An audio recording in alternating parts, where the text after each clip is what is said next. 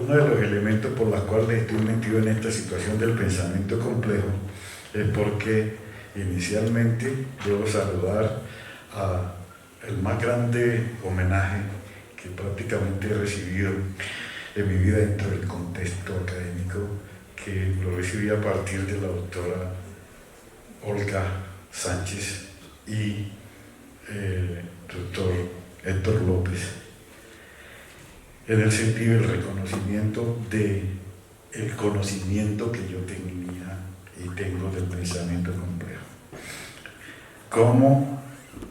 Como para obtener el título de doctor en pensamiento complejo por Multiversidad Mundo Real en Camoja, del cual tuve acercamiento directamente en París 8 y después en la invitación que él directamente me hace para que yo haga parte del Centro de Investigaciones de París.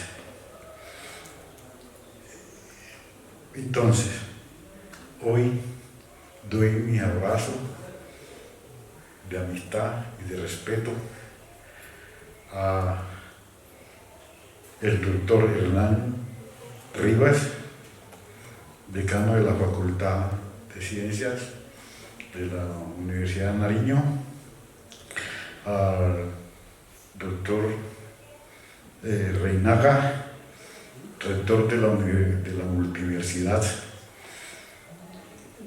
Mundo Real en Gamogá, nuevamente a la doctora Olga Sánchez, mi profesora, a la doctora Malaver y al doctor Héctor López. Bien, entrando en la situación, ¿por qué estoy aquí? Mira, inicialmente comencé dentro de la educación con la topografía, una tecnología. Luego me vuelvo ingeniero catastral y geodesta. Luego, viendo que la topografía y la ingeniería catastral y geodesia es medio ambiente que me encantaba y que habiendo estudiado eso no sabía qué era eso, pero después lo entendí muy bien y vi que me faltaba como una formación en ello y me meto a hacer una especialización en educación y gestión ambiental y veo que tengo todos los elementos del medio ambiente, pero me faltaba la parte social y la investigación y me metí a hacer la maestría en investigación social interdisciplinaria. Y estando tan cercano a todo el conocimiento del pensamiento complejo, pues lo tenía ahí como una visión, como una formación y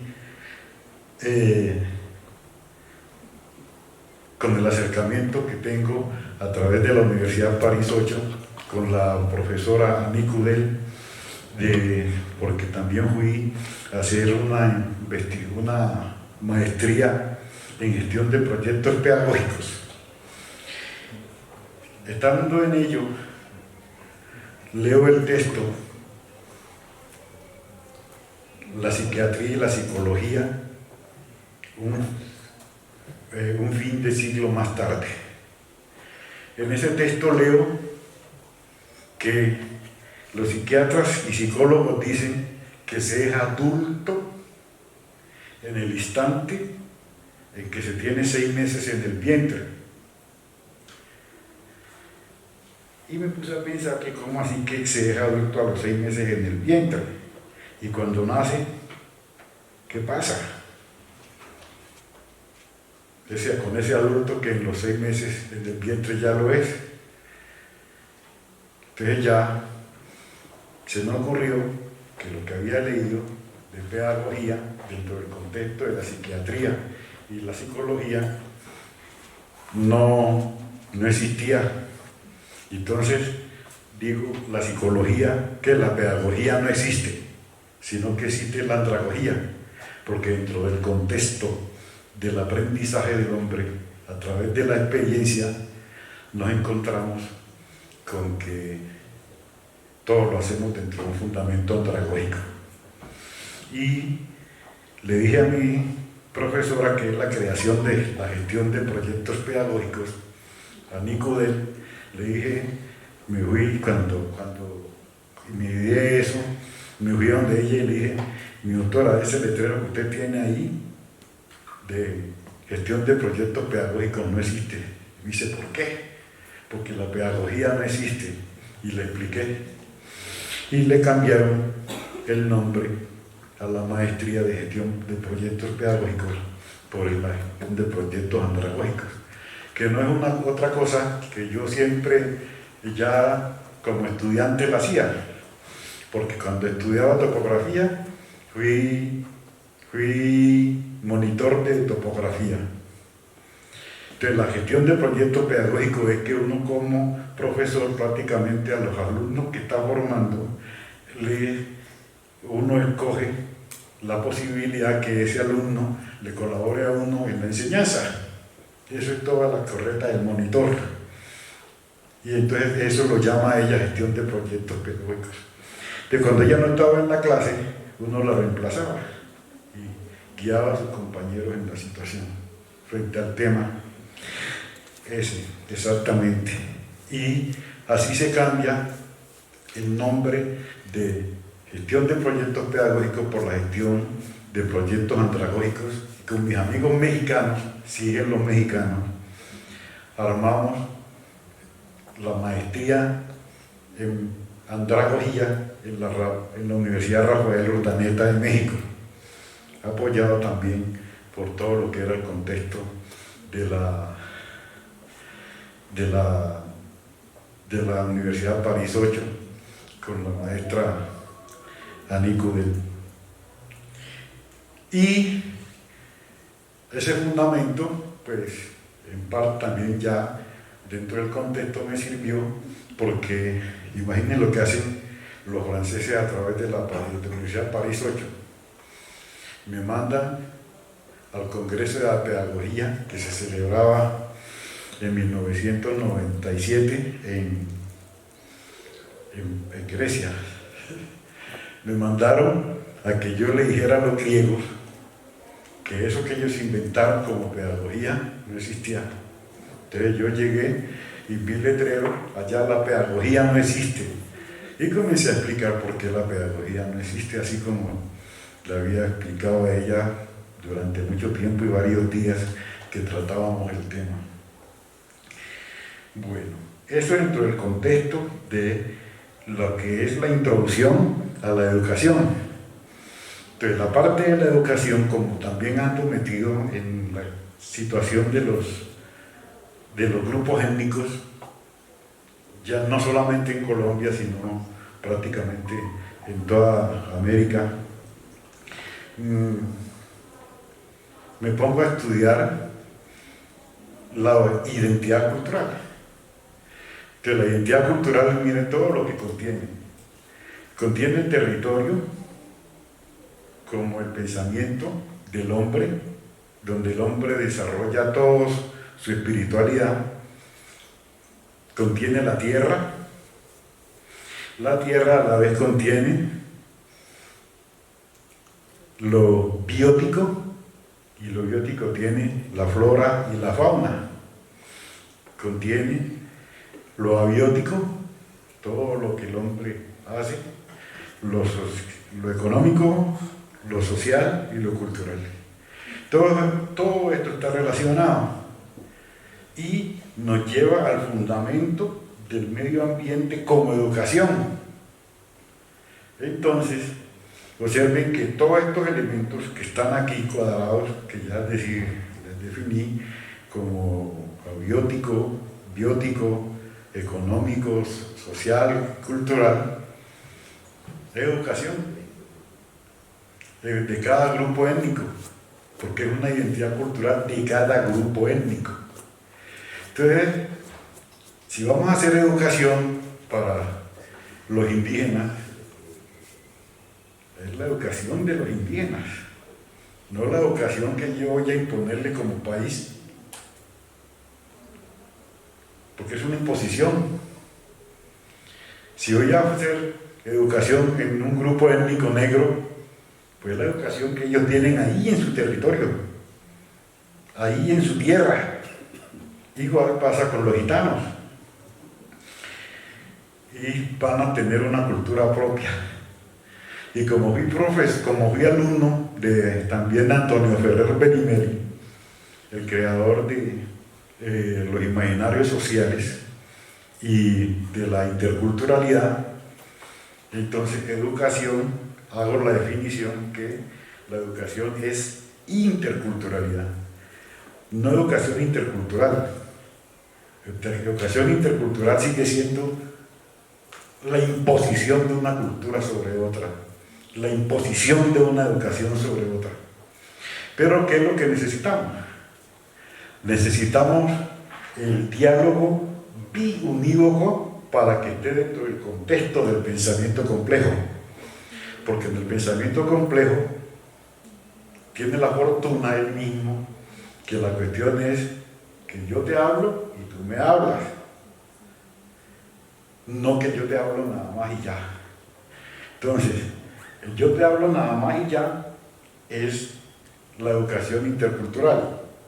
Pero cuando tú me hablas también, ya es, la educación es intercultural. Entonces, ¿qué hacemos? Nos devolvemos dentro del diálogo.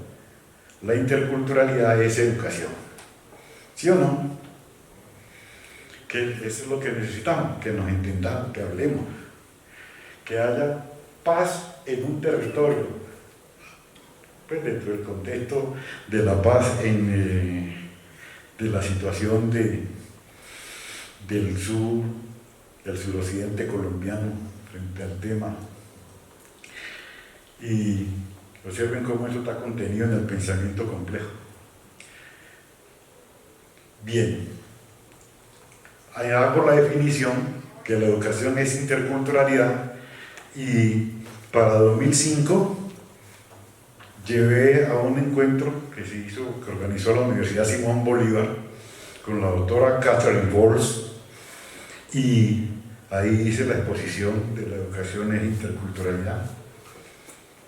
Luego lo llevo al 6º Congreso Iberoamericano de Educación en Cuba, en la Universidad Juan Marinelo, y allá los compañeros trabajadores de Iberoamérica en la educación dijeron que esa ponencia que yo había llevado a Cuba debiera de ser también la ponencia del Congreso Iberoamericano en el 9º Congreso Mundial de Educación que se celebró en Joinville, en Brasil.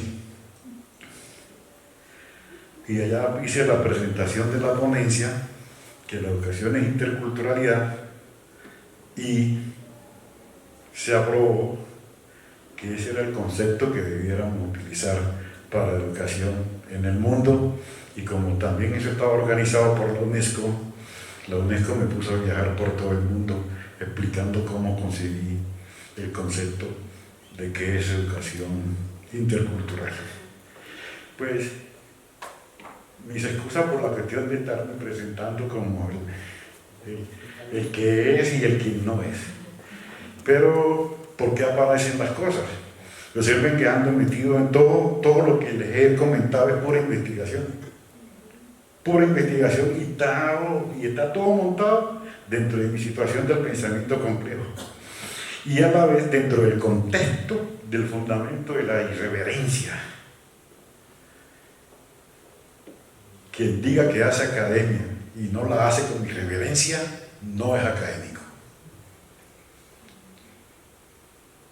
Solamente la irreverencia es lo que permite que se sea academia. Ese es mi punto de vista. Y observen cómo la definición de pensamiento complejo, que ustedes tienen una emoción del pensamiento complejo. Dígame uno solito que es pensamiento complejo. Se leyeron Introducción al Pensamiento Complejo algunos, ¿cierto? En las 13 conferencias que están escritas en ese libro de Introducción al Pensamiento Complejo, ¿en cuál de ellas Camoga define qué es pensamiento complejo? De ninguna. ¿De ninguna? ¿Y saben dónde está? Eso en las últimas páginas del libro Mis Demonios. Ahí está escrito. Les dice, el pensamiento complejo es la verdad biodegradable. Observen cómo dice, cómo el pensamiento complejo es la definición de la mentira. ¿Por qué? Porque es a través de la mentira que montamos nuestra verdad. Es curiosa la cuestión. Y esa definición, si la miramos bien, es una definición irreverente. Yo no tengo por qué estar metido dentro de un concepto que otro hizo, porque yo lo puedo superar en cualquier momento. Y cuando ya nos metemos dentro del contexto de lo que es el pensamiento complejo, planteado a través de lo dialógico, observen cómo lo dialógico automáticamente mata el principio de lo que es el marco teórico dentro de lo que es la investigación tradicional, porque el marco teórico es cuadriculado, bien cuadriculado. Y entonces el maestro de Kamo Gakoji dice que va a ponerse a buscar el método, y lo hace a través de un ejemplo del pintor. Dice, un pintor cuando está pintándolo o pintándola, nunca, así lo pinte 1000 veces, lo va a hacer igual, y que una investigación contiene el mismo principio del pintor, y que por lo tanto eso no es método, sino que es un modelo. Entonces, que en una investigación todo lo que se encuentra son modelos, por lo tanto no existe ni el método y tampoco existe la metodología, es así que menos. Y observen cómo ya en esa parte de lo dialógico, con la metodología como método, comienza la irreverencia. Ya muestra la irreverencia. Y lo hace, y como muchas investigaciones contienen también el fundamento social, pues él es sociólogo, es abogado, es historiador, todo lo que ustedes quieran. Pero inicialmente está la parte de la abogacía y está la parte de la sociología. Y todo lo explica en su libro Sociología también, que lo combina con el derecho. Bien. Entonces, dice él que ya teniendo el modelo, que están todos los que él estudia, como a Carl Jung, a Popper, a Lakatos, y a él y sus seguidores, dicen clarito, todo contra el método. Es más, el libro de Prigogine se llama así, Contra el método, del cual el maestro toma algunos apuntes para definir la situación de la búsqueda del método como modelo. Entonces, teniendo ya el modelo definido, pasa a lo recursivo. Lo recursivo se construye a través de todo lo sistémico. Entonces, ya digamos la parte de la ingeniería de sistemas dentro del contexto de investigación, como sistema pasa a ser el sistémico, que es el fundamento de ordenar el caos. Y el caos no es otra cosa que el religare. Entonces, religare no como religión, sino como unión. O también el religare es el principio hologramático. Y el principio hologramático es que la parte contiene el todo y viceversa, el todo contiene la parte. Entonces, esa parte del religare o principio hologramático es que cuando uno ha concebido su modelo para construir lo recursivo, es cuál es el aporte que le hacemos a la disciplina con la cual estamos haciendo la investigación. Entonces eso de cortar y pegar como investigación, eso ya no se usa. ¿Cuál es el aporte que usted le ha hecho a su disciplina con la cual está haciendo la investigación? Si usted no hace ningún aporte a su disciplina, usted no ha hecho ninguna investigación. Ahora apenas ha cortado y pegado y ya. Y eso sacan pecho que yo investigué. Y toca aplaudir los que investigaron eso. Pero necesitamos ver cuál ha sido el aporte. Bien. Entonces observen cómo la parte del diálogo, de lo dialógico, de lo recursivo, de lo religare o hologramático, es el fundamento de la verdad, es biodegradable. ¿Por qué? Porque con el aporte que estamos haciendo a la investigación, estamos biodegradando ese pensamiento que esa disciplina tiene como desarrollo de esa disciplina. Bien. Entonces, todo eso lo tienen sus primeros 4 métodos. El primer método, que es la naturaleza de la naturaleza. El segundo método, que es la vida de la vida. El tercer método, que es el conocimiento del conocimiento. Y el cuarto método, que son las ideas. Hasta ahí, él comienza a decir que la naturaleza de la naturaleza es donde estamos y cómo ese donde estamos lo podemos desarrollar también y a la vez podemos vivir en él como un fundamento socioeconómico y cultural y espiritual, para que cuando pongamos ahí la vida de la vida, entendamos que hay una vida que está en un territorio y que a la vez se desarrolla con ese territorio mismo, como vida de la vida. Y esa naturaleza de la naturaleza como vida de la vida tiene un fundamento. ¿Cuál?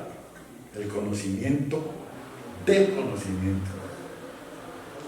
Entonces, observen cómo el primer conocimiento pues, es la sabiduría y el segundo conocimiento es el saber, el conocimiento del conocimiento. Entonces, en la sabiduría es de quienes no sabemos ni leer ni escribir, pero nosotros somos los que sembramos la yuca, somos los que sembramos la papa, somos los que sembramos el chayote. Y le enseñamos a ese que va a la escuela cómo se siembra el chayote, cómo se siembra la yuca, cómo se siembra el plátano, porque así está aprendiendo. Él no es sabio. Y aunque yo soy un iletrado, sé sembrar yuca, sé sembrar plátano, que le estoy enseñando a este otro cómo se hace. Entonces la sabiduría se transforma en saber. Ese es el conocimiento del conocimiento. Pero como eso lo sabe todo el mundo, el sabio sabe cómo hacer todas esas actividades que se las ha enseñado a este que fue a la escuela, que se volvió a saber. Eso ya lo sabe todo el mundo, ¿sí o no? Y dice, como eso lo sabe todo el mundo, lo que necesitamos son cosas nuevas. Las ideas. Aparecen las ideas. Y este concepto de las ideas es lo que hace que aparezcan las cosas nuevas. La inteligencia artificial ahorita, pues nos reíamos después de una conferencia que escuchamos ayer con la inteligencia artificial, decíamos con el doctor Héctor, que prácticamente esa es la ouija. La inteligencia artificial es lo que antes llamábamos ouija, que llamábamos el espíritu, y le preguntábamos las cosas y demás, y el espíritu aparecía. Y ahorita pues nos encontramos con la misma situación, pero ya dentro de un contexto diferente frente a la ouija. Bien. Observe cómo estos 4 elementos de la naturaleza,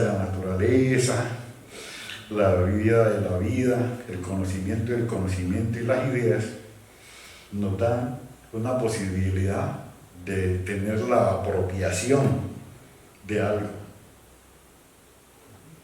de un ambiente, de la vida misma,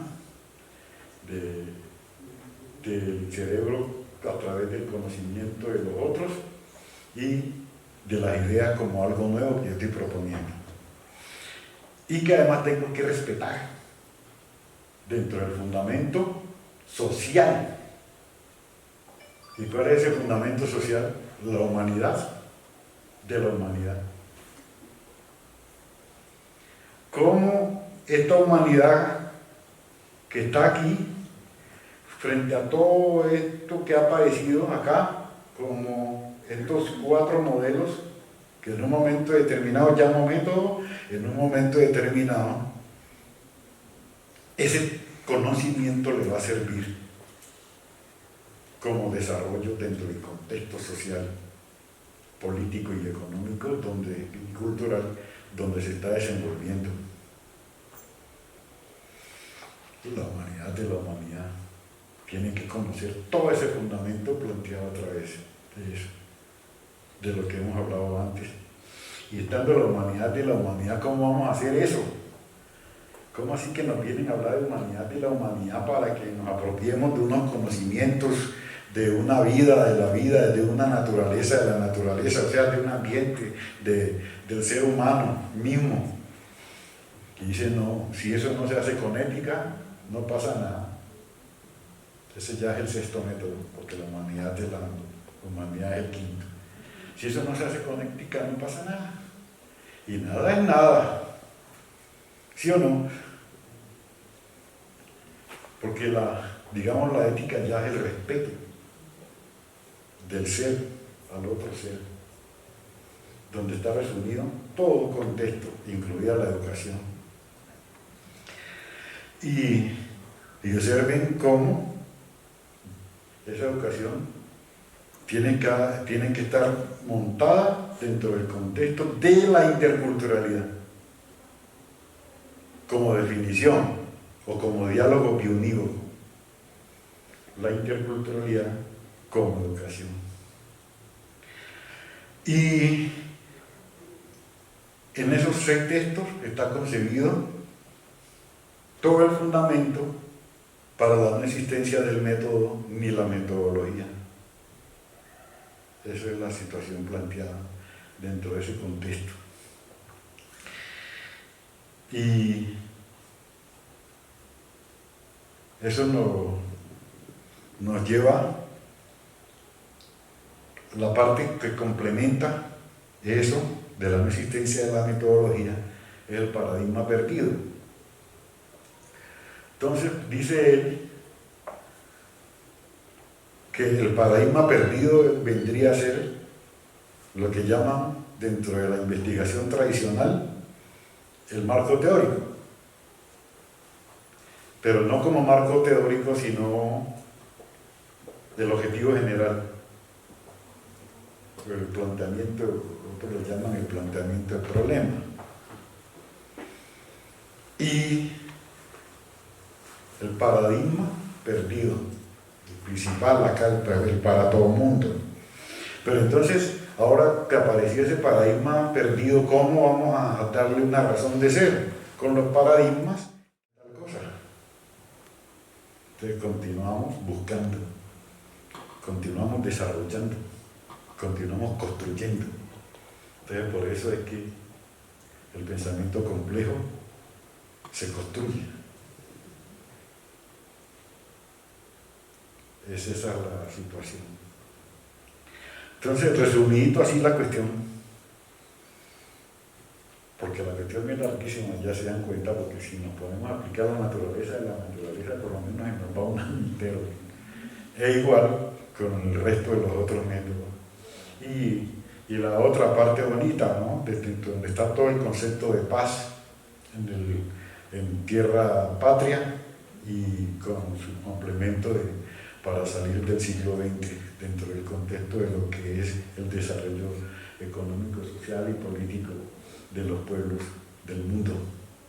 Esa es la situación planteada dentro de esos dos textos que van relacionados como el fundamento del pensamiento complejo dentro del contexto político.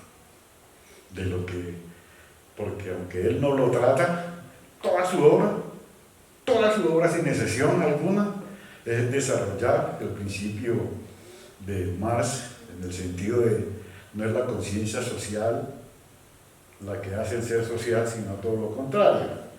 Es el ser social el que hace la conciencia social.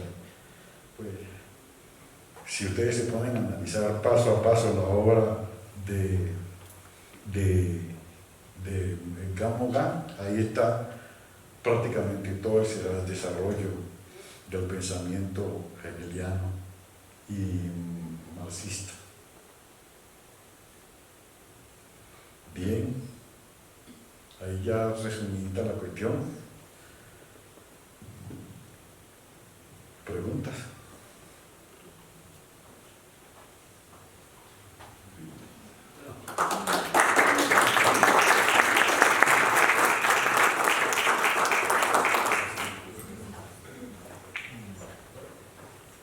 Sí.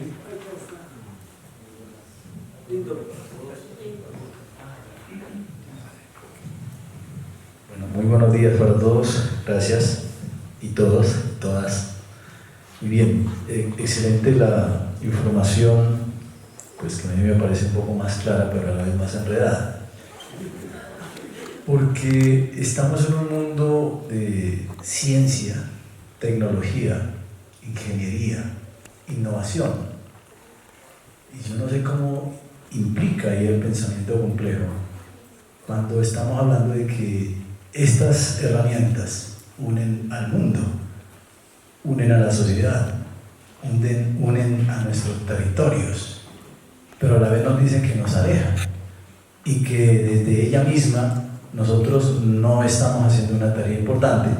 Por ejemplo, yo noto desde mi territorio que estamos atrasados en ciencia, en tecnología, y son otras las personas que vienen a estos territorios a decirnos que esto es ciencia, que esto es tecnología y que nosotros estamos atrasados y que por lo tanto nosotros tenemos que aprenderla, que tenemos que saberla, pero no lo estamos haciendo. Y nuestros chicos de los colegios, universidades, pues prácticamente se están alejando también de ella porque piensan que esto es fuera de ellos, los indígenas, los mismos negros, nuestras culturas, y se alejan, pero hacen que nuestros territorios se vuelvan más pobres cuando ellos no la manejen.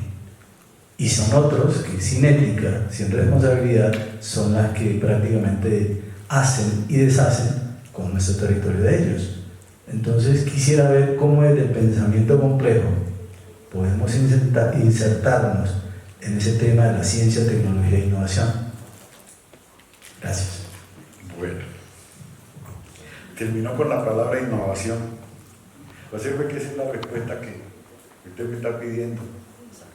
Y a la vez contiene el pensamiento complejo como construcción de la innovación.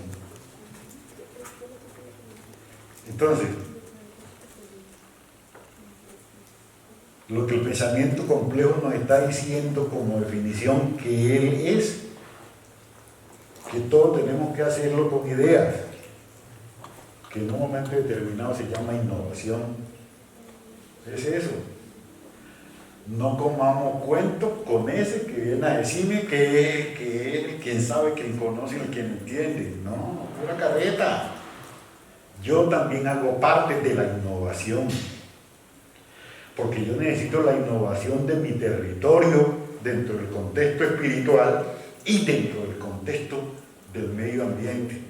Entonces, ya que el tema se da, observe cómo siempre nos mostraron que los 17 objetivos del desarrollo sostenible eran sostenibles. ¿Pero qué es lo sostenible? Lo sostenible no es otra cosa que la destrucción del medio ambiente para desarrollar la economía capitalista. No es otra cosa.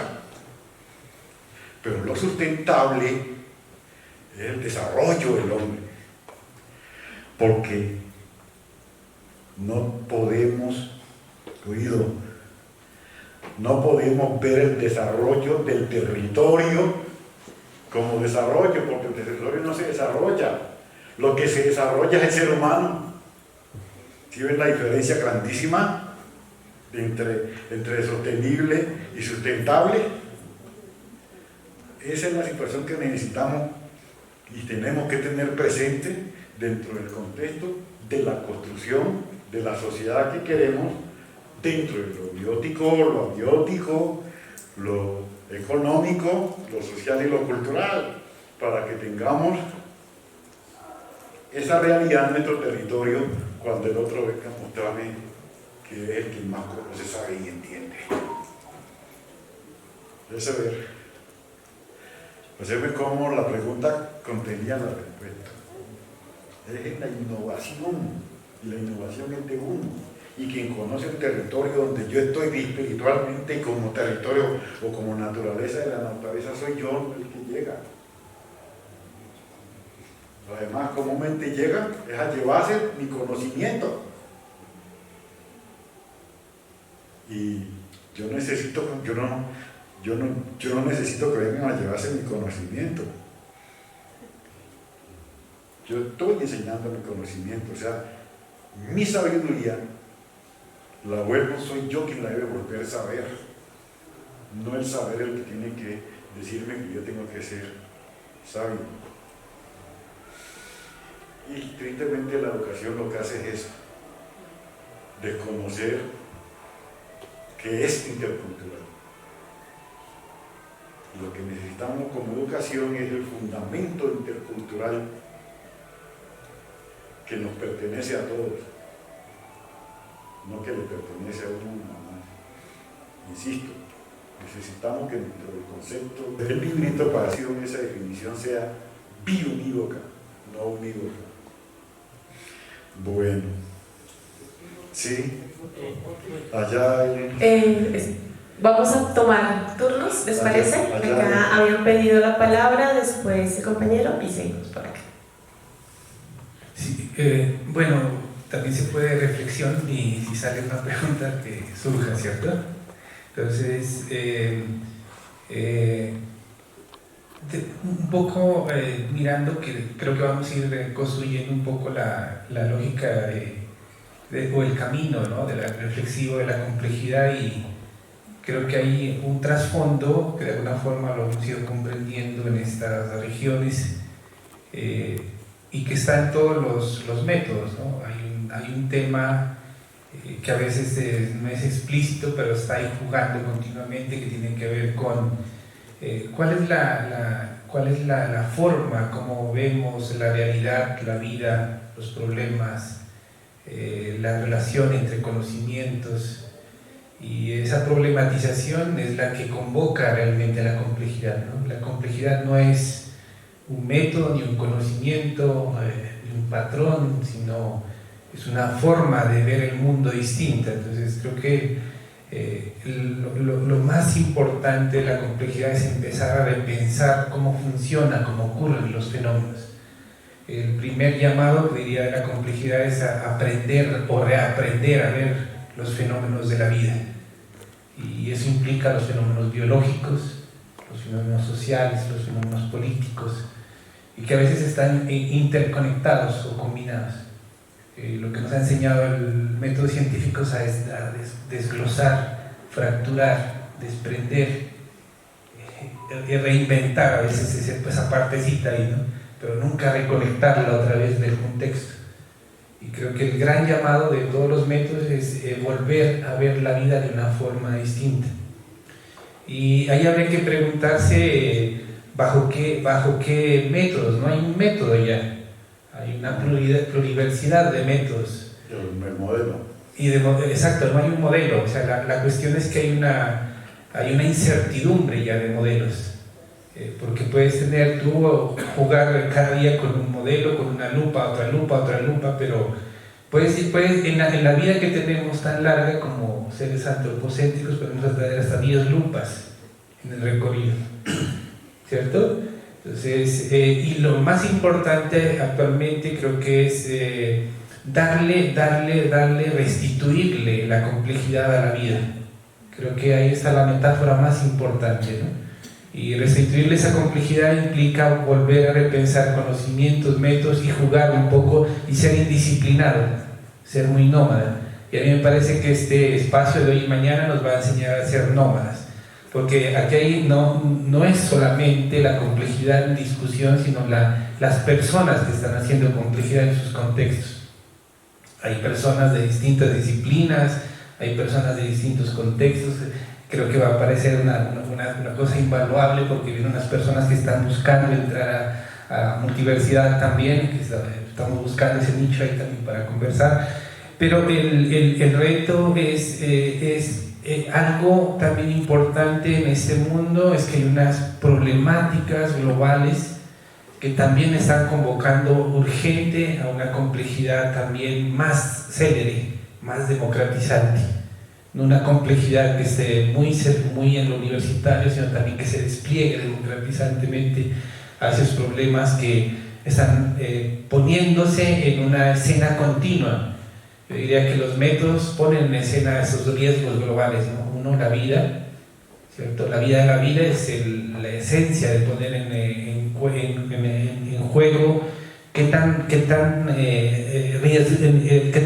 riesgoso estamos lo que estamos haciendo como seres antropocéntricos en un mundo que no es antropocéntrico, un mundo que es más ecocéntrico, más rizomático en todas sus dimensiones, ¿no? Y también el otro riesgo es el mismo conocimiento, ¿no? Como dijiste, no es el método, ¿no? Es el conocimiento el riesgo. También tenemos que ponerlo el conocimiento en una lógica de riesgo. Cada que lo fracturamos, cada que lo dividimos, cada que lo volvemos a disciplinar, se generamos ciertas cegueras, ¿no? Y esas cegueras van generando unas divisiones e incomunicaciones entre el conocimiento. Creo que también el pensamiento complejo trae esa cuestión de mirar las incomunicaciones de los conocimientos y cómo lo relacionamos. Entonces creo que hay preguntas continuas ahí, ¿no? En cada momento, en los riesgos que tiene el mundo, en términos de vida, de conocimiento, de riesgos globales como el tema de las guerras. Creo que por eso es importante, me parece muy importante que esté en juego el tema de la paz, pero también en juego también de su antinomia, ¿no? La guerra, cómo funciona la guerra, también hay que hacerlo, porque no se puede hablar solo de paz sin entender la guerra y la violencia, ¿no? Y además también volverle a dar cómo restituimos la integridad de la paz, no confundida con ausencias de guerra.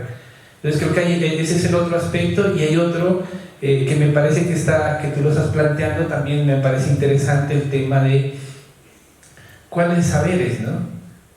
Solo hay un saber o hay múltiples saberes, o hay una simultaneidad de saberes. Y creo que en la simultaneidad de saberes está apareciendo actualmente tres cosas importantes desde la complejidad. Una primera, diría que está reivindicando lo que Enrique Leff le llamaría, igual también otros, la ontología de los seres plurales. ¿No? Con la complejidad empieza a ser rizomática de ontologías de seres plurales. Y también empieza a ver las lógicas de las epistemologías diversas también, ¿no?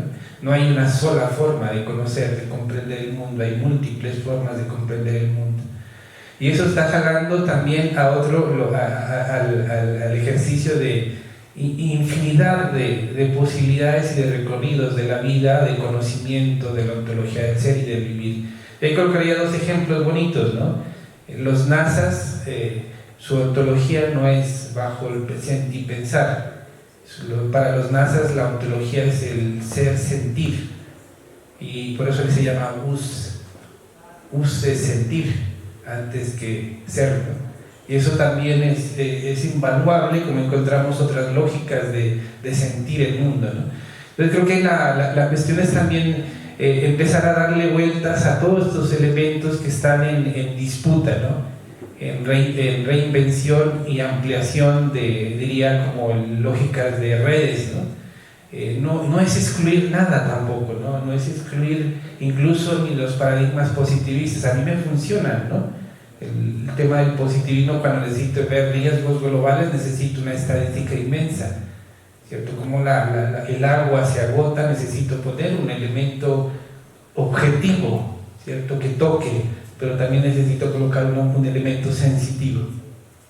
Entonces no es el juego de una pregunta, yo diría que es el juego de múltiples preguntas a medida que vas construyendo una vida ontológica, epistemológica, sensitiva, de lo que es la complejidad, ¿no?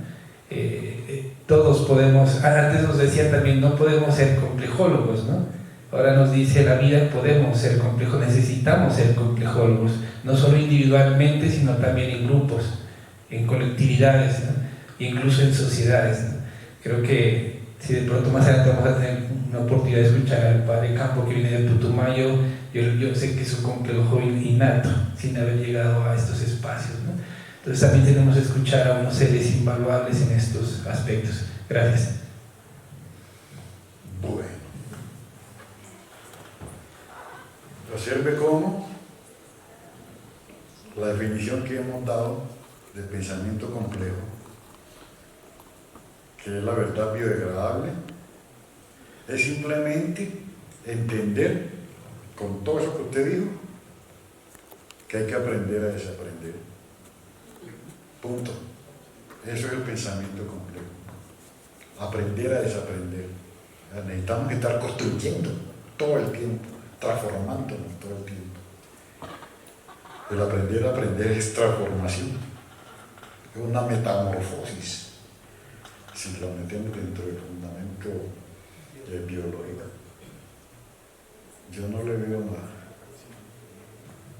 Tenemos que aprender a desaprender y volvemos a la pregunta anterior que se había hecho. Es meternos en ese fundamento. ¿Por qué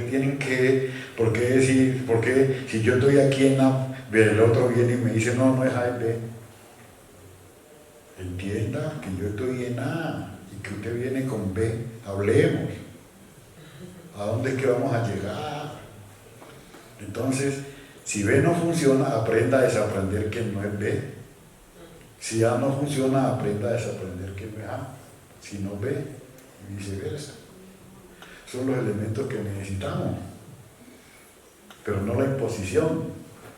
Porque la imposición es lo que hace que desaparezca la paz. Y el otro elemento que yo tenía también dentro de la cuestión, sino que creí que me estaba pasando mucho el tiempo, por eso no lo traté, es la situación del derecho propio. O derecho constitucionario. Siempre nos metemos dentro de la cuestión del derecho positivo.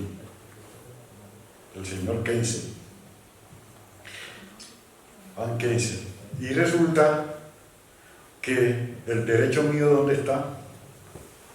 Por ver mi gracia, el derecho como grupo humano negro, ¿dónde está?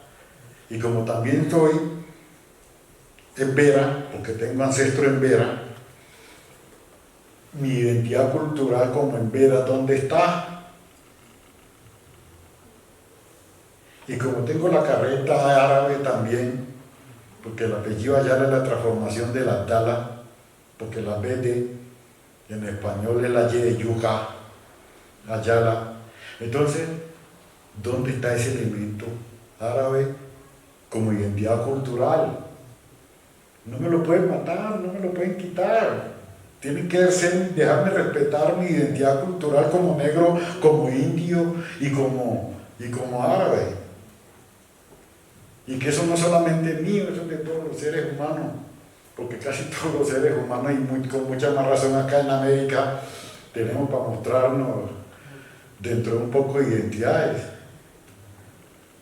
por ejemplo, ese orgullo mexicano que está planteado y montado a través de las cabezas olmecas, tenemos que respetarlo.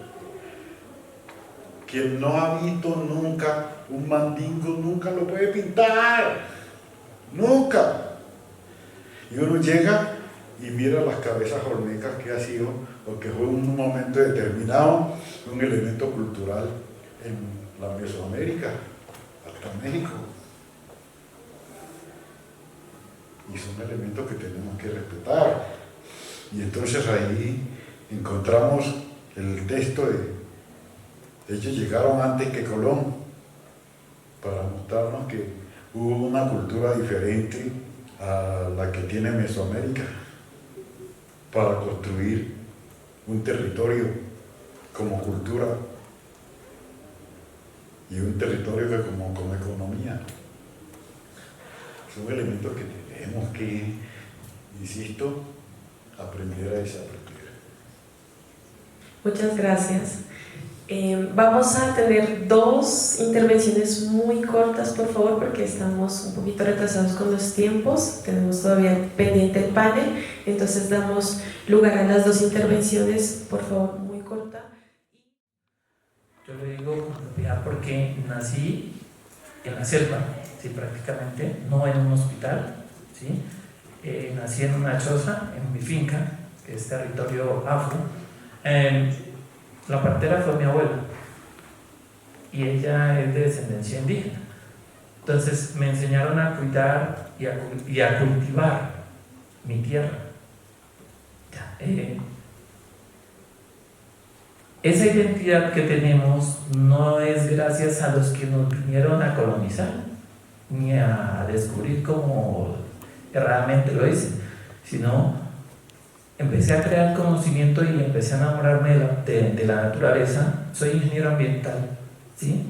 Tengo una maestría en desarrollo sostenible y medio ambiente, y siempre me ha apasionado la naturaleza, ¿sí? Precisamente hace un momento le mostraba una foto a mi compañero aquí, el profe John, que ahora soy profesor de matemáticas, ¿sí? En un colegio, y le mostraba que una foto en la que estamos en un río, no es un río, es una quebrada cristalina, muy hermosa, y estoy subido en una piedra. El profe de matemáticas nos llevó allá, y él nos llevó a hacer una clase, una tarde. Entonces digo, ahora le decía al profe, ahora ya entiendo qué era lo que el profe quería, ¿sí? Con lo que usted explica, con lo que he analizado y he leído, y con lo que vivo a diario con mis estudiantes, ¿sí? Y yo trato de hacer las clases de esa manera, como mis profes trataron de que yo las viera. Entonces ahora las estoy viendo con más claridad, aplico esos conocimientos y esas experiencias y esas vivencias de mi infancia, ¿sí? Y no solo de la infancia, también de todo el transcurso de mi vida, porque también he sido muy irreverente, muy rebelde, digamos así. Me gusta hacer las cosas no como me las dicen que las haga, sino como las veo desde una perspectiva más, digamos, innovadora, ¿sí?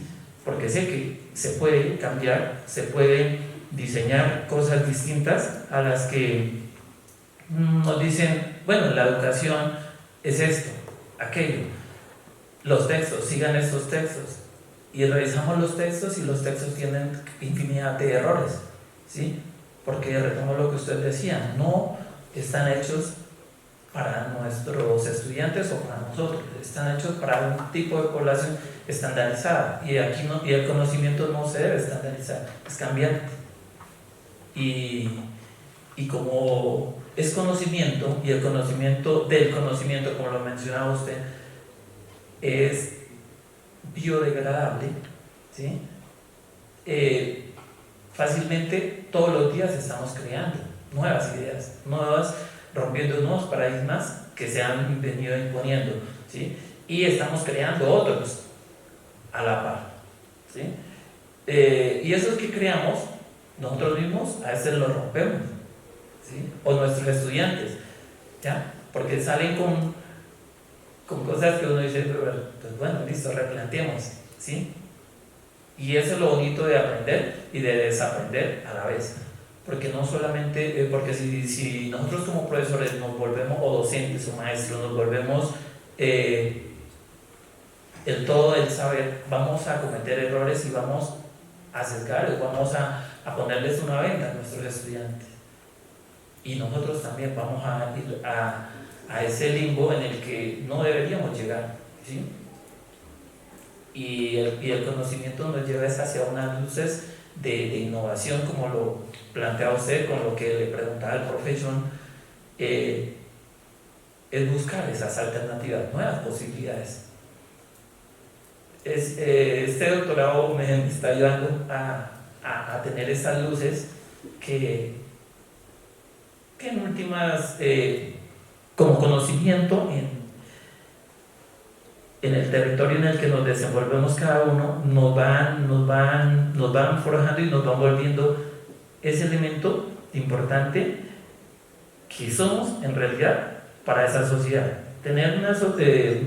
Ser un docente, ser un estudiante, ser un padre, ser una madre, ser un miembro de una sociedad implica responsabilidades. Y las responsabilidades es buscar la verdad del conocimiento, ¿sí? Y entender que el conocimiento es biodegradable, como usted lo está planteando. Gracias. Muy bien. Súper breve. Gracias. Gracias por la brevedad. Breve, por favor. Sí, vamos a cerrar. De una vez, ¿cierto? Buenos días a todos y a todas. Muchas gracias, doctor, por su excelente presentación. Importante cuando usted nos habla de la construcción, de la deconstrucción, de la transformación, de la identidad, de la parte humana, de la ética, ¿no? El doctor Eduardo Morín también habla mucho de la humanización. Entonces, nosotros a veces miramos en nuestra realidad como hay muchas trabas de parte del Estado, ¿no? Quizá de pronto en las políticas públicas nos falte fortalecer un poco más sobre el pensamiento complejo, ser más enfáticos en ese sentido. Por ejemplo, en el Putumayo hay un grupo de compañeros que son educadores, y también de otros grupos que están en un tema de la CONCEPI, le llamamos nosotros a nivel nacional, es una organización allá, y ellos tratan de formar su propio currículo, ¿no? De indígenas, que tiene que ver con su identidad propia, conocimiento del territorio, su propia educación. Y de parte del ministerio ha habido muchas trabas, llevan muchas reuniones, muchas salidas a Bogotá y no han podido avanzar. Y lo otro es cómo poderle preguntar a usted cómo podríamos tener un poco más de luces frente a la articulación de estos conocimientos propios nuestros, de nuestra región, para poder enfrentarnos contra esa política neoliberal que está también tan arraigada en nuestro país y que está con esos temas estandarizados que nos presentan desde el mismo ministerio. Y los profesores a veces nos vemos enfrentados hasta con los mismos rectores cuando nos dicen es que usted tiene que sacar buen puntaje en el IFES con los muchachos. Entonces uno mira como que hay una contraposición, porque usted bien lo decía, a veces nada es tan exacto porque no hay un método dentro de la complejidad, ¿no, doctor? No hay un camino que está trazado y que tiene que ser por aquí, no. Nosotros, por ejemplo, cuando damos una clase, yo hablaba con mi coordinadora allá en el colegio, yo le decía, por más de que uno prepare una clase, nunca la da igual. Siempre, así vaya a dar usted la misma clase al siguiente salón, pero usted ya no la da igual. Ya hasta las mismas palabras, el estado emotivo del docente, los mismos estudiantes, ya cambia completamente el rumbo a veces de la clase, ¿no? Es completamente diferente. Entonces yo estoy muy agradecido y contento porque estamos aquí aprendiendo mucho con el pensamiento complejo y creo que esta es una manera de entender más a nuestros muchachos, nos abre esos caminos, esas direcciones para poder entender más a nuestros estudiantes desde la parte humanística. Entonces miremos a ver esa parte de las políticas pública, digamos, que tenga que ver con ese pensamiento complejo. Bueno, la base fundamental de su pregunta la respondo así. Si yo hiciera y tuviera dinero para hacer una universidad, o si yo fuera Estado para hacer una universidad, reuniría a todos los profesores de Colombia y del mundo a decirles la multiversidad, porque como ya no hablamos de universidad, ya hablamos de multiversidad, por eso la propuesta para Antonio Nariño, o para la Nariño, la Universidad de Nariño, es que ya no es Universidad de Nariño, es Multiversidad de Nariño. Sí, porque ya no hablamos de universidad, ya hablamos de multiversidad, no tenemos que aprender a desaprender. Ya aprendimos que no es universidad sino multiversidad, entonces toca cambiar el nombrecito de universidad. Entonces yo qué haría, multiversidad étnica. ¿Por qué? Porque en la palabra étnica yo ya tengo entendido que voy a poner cada uno de los elementos de identidad cultural que existen en Colombia. No voy a hacer una imposición como Estado dentro del concepto de educación, porque eso ya pasó a la historia. Hace rato que eso pasó a la historia, que vamos a imponer una educación desconociendo la cultura de la identidad cultural, que da la identidad cultural. Entonces por eso mi propuesta, multiversidad étnica. Y en esa propuesta de multiversidad étnica, como ejemplo, si vamos a poner medicina, ¿qué hacemos? Pues yo me llevo al chamán de allá de los indígenas de Putumayo, el que sabe con una matica que se cura.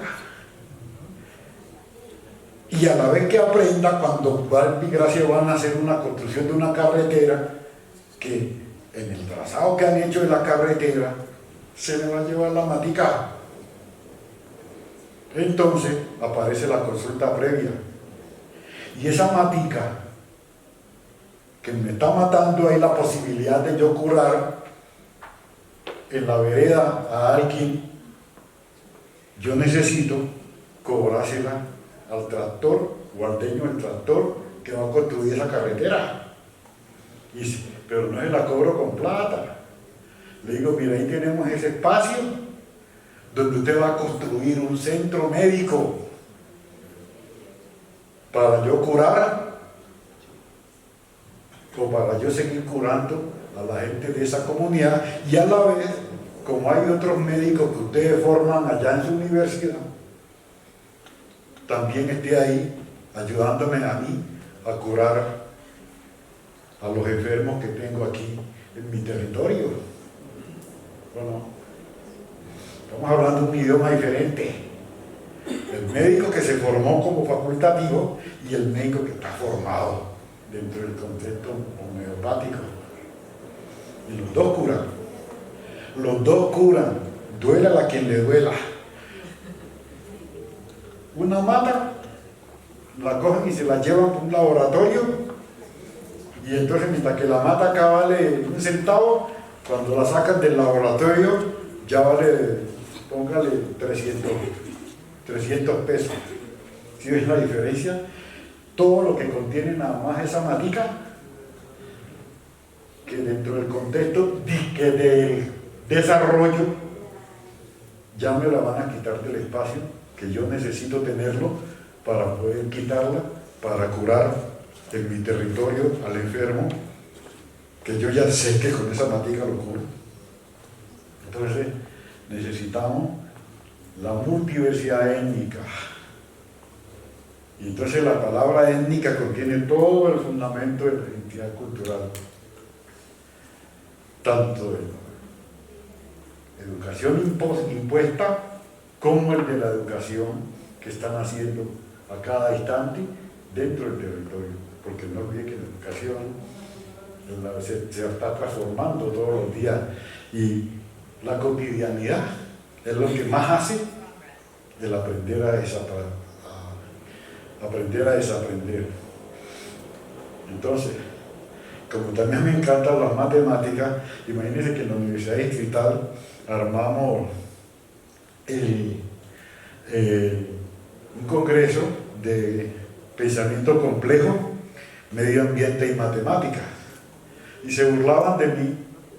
Eso hacían allá en el colegio. Se burlaban de mí que porque yo estaba combinando medio ambiente con matemáticas. Es elemental, todo el universo inicialmente nace de la geometría. E incluso inicialmente no había geometría plana, la geometría era esférica. Y dentro de ese fundamento es a través de la geometría esférica que comienza a nacer el fundamento filosófico, porque a través de la geometría que comienzan a echar carreta de filosofía y de sociología y demás. Entonces, comenzamos a mostrarle que era a través de la matemática que podíamos concebir todo el fundamento del medio ambiente y que ese medio ambiente ya cuando lo poníamos como naturaleza de la naturaleza teníamos un sitio donde pensar, donde pisar, y así concebimos que la naturaleza de la naturaleza es el Génesis. ¿Sí? Así concebimos que la vida de la vida es el Génesis. Así concebimos que el conocimiento del conocimiento es el Génesis.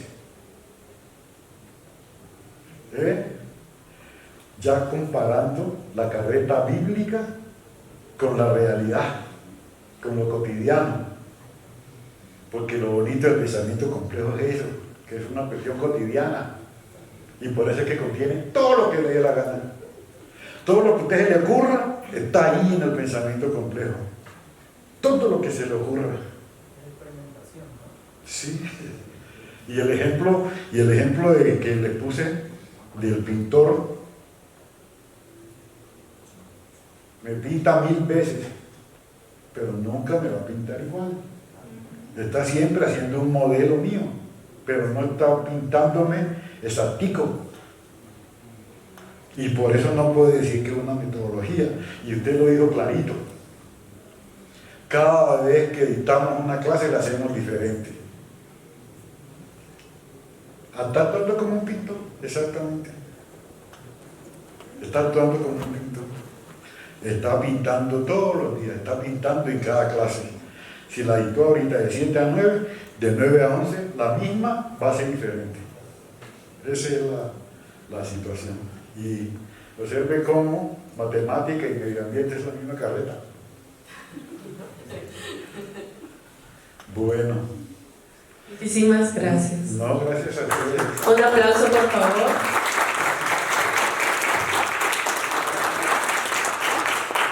Muchísimas gracias.